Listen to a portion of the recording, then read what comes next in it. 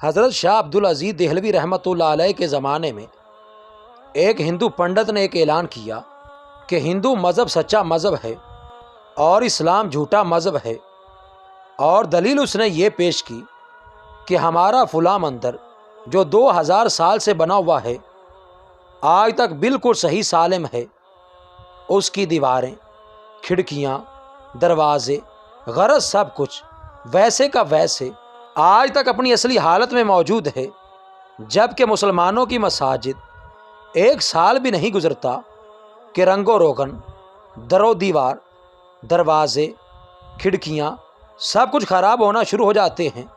لہٰذا یہ اس بات کی دلیل ہے کہ اسلام مٹنے والا ہے معاذ اللہ، اور ہندو مت باقی رہنے والا ہے۔ مسلمانوں کی اکثریت اس پروپیگنڈا کا جواب دینے میں ناکام رہی، اور اس کی وجہ سے لوگ شش و پنج میں مبتلا ہو گئے کہ اس پروپیگنڈا کا روک تھام کیسے کیا جائے۔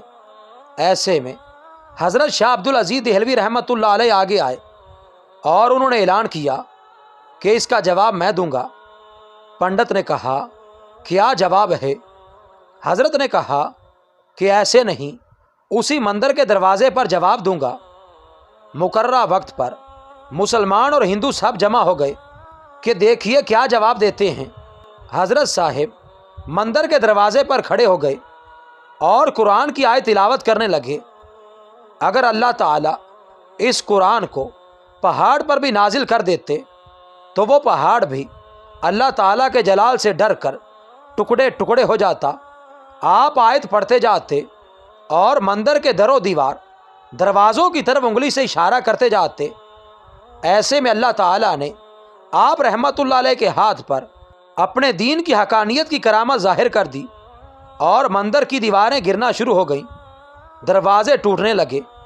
مسلمانوں نے اللہ اکبر کا نعرہ لگایا۔ پنڈت جلدی سے حضرت کے قدموں میں گر گئے اور کہا، بس کریں، بہت ہو گیا، لیکن اس کی حقیقت تو بتا دیں کہ یہ کیا ہوا۔ آپ نے فرمایا، اللہ تعالیٰ قرآن میں فرماتا ہے کہ قرآن اگر پہاڑ پر نازل کر دیتے تو وہ بھی اپنی جگہ نہیں ٹھہر سکتا، پھر اس مندر کی کیا مجال ہے، یہ اپنی جگہ پر کھڑا رہتا۔ یہ تو مسجد کی عظمت ہے کہ اس میں روزانہ قرآن پڑھا جاتا ہے، پھر بھی اپنی جگہ پر کھڑی رہتی ہے۔